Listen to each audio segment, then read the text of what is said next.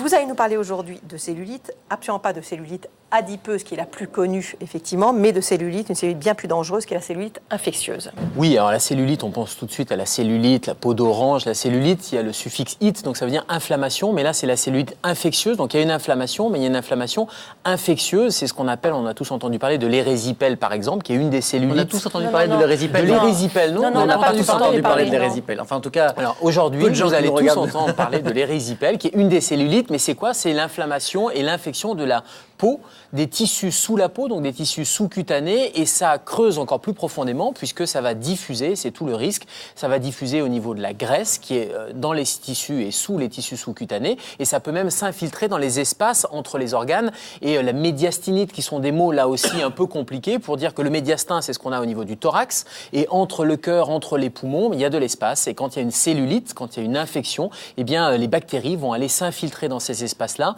Il y a des infections du cou également, on parle de cellulite maxillofaciale, et c'est le même groupe de maladies, c'est une infection à streptocoque ou à staphylocoque qui va diffuser et qui peut se généraliser. Et les risques peuvent être très graves. Extrêmement important parce que c'est la vitesse de propagation en fonction des bactéries qui va faire tout l'enjeu. Alors il y a une diffusion qui est locale, il y a une diffusion qui est régionale, il y a une diffusion qui va creuser, qui va s'étendre, et ça peut aller jusqu'à la septicémie et jusqu'au décès. On a rapidement parlé du streptocoque. Le streptocoque, c'est la bactérie qui est responsable de l'érésipèle. Deuxième fois, je vous case ce mot, Benoît. Oui. On en a tous entendu parler maintenant. On n'a pas entendu parler. Et l'érésipèle, c'est quoi? C'est une infection très rouge de la peau, généralement au niveau des membres inférieurs. Et puis il y a le staphylocoque qui est aussi une bactérie qui va pouvoir diffuser localement et diffuser régionalement, et qui va être responsable de ces cellulites infectieuses qui partent très souvent d'un bouton, d'une petite plaie. C'est ce qu'on appelle dans le jargon médical la porte d'entrée. Vous avez une petite plaie au niveau d'un doigt de pied par exemple que vous avez complètement négligée, eh bien ça va permettre la porte d'entrée, ça porte bien son nom, de ces bactéries qui vont ensuite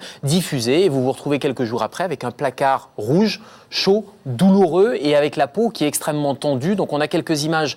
C'est pour ça qu'en général on dit de ne pas percer les boutons, de ne pas faire n'importe quoi sur le visage. Toucher les boutons. Alors, voilà, ça c'est un furoncle par exemple qui est une porte d'entrée typique. Si vous manipulez ce furoncle-là, on a tendance à vouloir le toucher avec des doigts un peu sales, on peut le contaminer. Il y a du staphylocoque et ça va diffuser, ça va s'étendre en termes de rougeur. Donc au début c'est rouge, chaud, douloureux, et puis après ça peut même évoluer vers des facéites nécrosantes. Et le mot nécrose, ça veut dire que les tissus sont en train de mourir, ça veut dire que ça va devenir violacé, puis noirâtre, et ça va s'étendre relativement rapidement, et c'est une course de vitesse pour pouvoir traiter. Là, il faut aller très très vite. Il faut aller très vite, il faut consulter rapidement un médecin, voir les urgences, et c'est un traitement médico-chirurgical. C'est vraiment un travail d'équipe, un travail souvent de réanimation avec les chirurgiens qui vont intervenir pour aller nettoyer, pour aller faire un débridement chirurgical, pour vraiment aller nettoyer mécaniquement cette bactérie-là, aller couper les tissus qui sont nécrosés, qui sont morts. Et puis la deuxième partie du traitement, c'est l'antibiothérapie, c'est l'antibiotique qui va permettre de venir à bout de ces bactéries, des bactéries qui sont parfois des bactéries extrêmement méchantes, résistantes. Donc plus on traite vite, plus on se met rapidement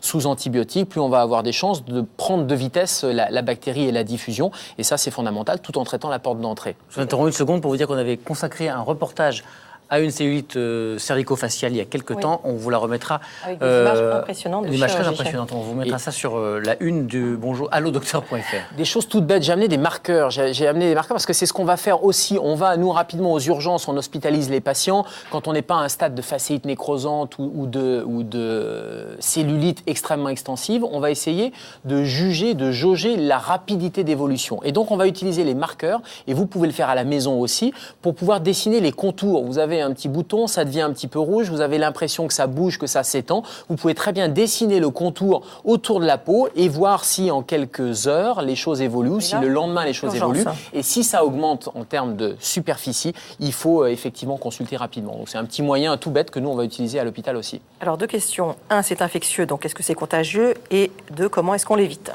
Alors, c'est contagieux, oui et non. C'est contagieux dans le sens où ce sont des bactéries, du streptocoque, du staphylocoque. Vous ne risquez pas, si vous êtes en bonne santé, a priori, en touchant, vous ne risquez pas d'être contaminé par quelqu'un à distance avec cette bactérie-là. En revanche, nous, professionnels de santé, quand on fait des soins, on va prendre un certain nombre de mesures de précaution, notamment des mesures de précaution, pour éviter qu'une bactérie multirésistante puisse disséminer. Donc, on va utiliser du matériel qui va être du matériel jetable, on va désinfecter, mais en tout cas, ça ne vous saute pas dessus. Les précautions, ce n'est pas la personne infectée vis-à-vis de vous, c'est plus vous qui allez éviter de la la contaminer avec quelque chose de plus dangereux. Et surtout éviter de passer d'une chambre à une autre chambre, ou d'un patient à un autre patient, ou de quelqu'un, d'un membre de la famille à un autre membre de la famille. Donc, mais ça ne vous saute pas dessus dans le sens où il faut vraiment toucher, il faut avoir un contact avec ces bactéries, avec la cellulite pour avoir un risque de contamination. Et la deuxième question, c'est la question de est-ce que la prévention, oui, il y a une prévention qui est fondamentale. On l'a dit, c'est quand vous avez un furon, quand vous avez une plaie, quand vous avez quelque chose qui est une porte d'entrée potentielle, il ne faut pas manipuler. Voilà pourquoi on dit qu'on risque à la fois d'amener des bactéries, d'amener du staphylocoque, d'amener du streptocoque,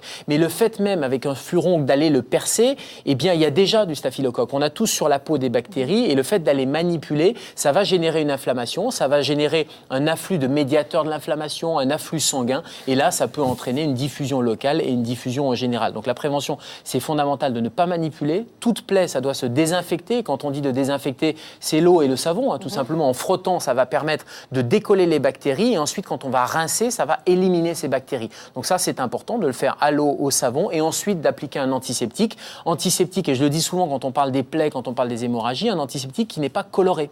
Parce que si vous avez un antiseptique coloré, vous ne voyez pas ce qui se passe dessous. Si vous mettez de l'éosine rouge, par exemple, vous ne verrez pas si ça devient rouge. Or, un des symptômes de la cellulite, c'est la rougeur, et donc l'évolution de la couleur, l'évolution locale va être importante. Puis le tétanos, il ne faut pas oublier, dès qu'on a une plaie, il faut vérifier ses vaccinations antitétaniques. Et juste, il y avait un message à retenir. Et nous, on voit beaucoup aux urgences des patients qui s'automédiquent avec des anti-inflammatoires non stéroïdiens, des AINS.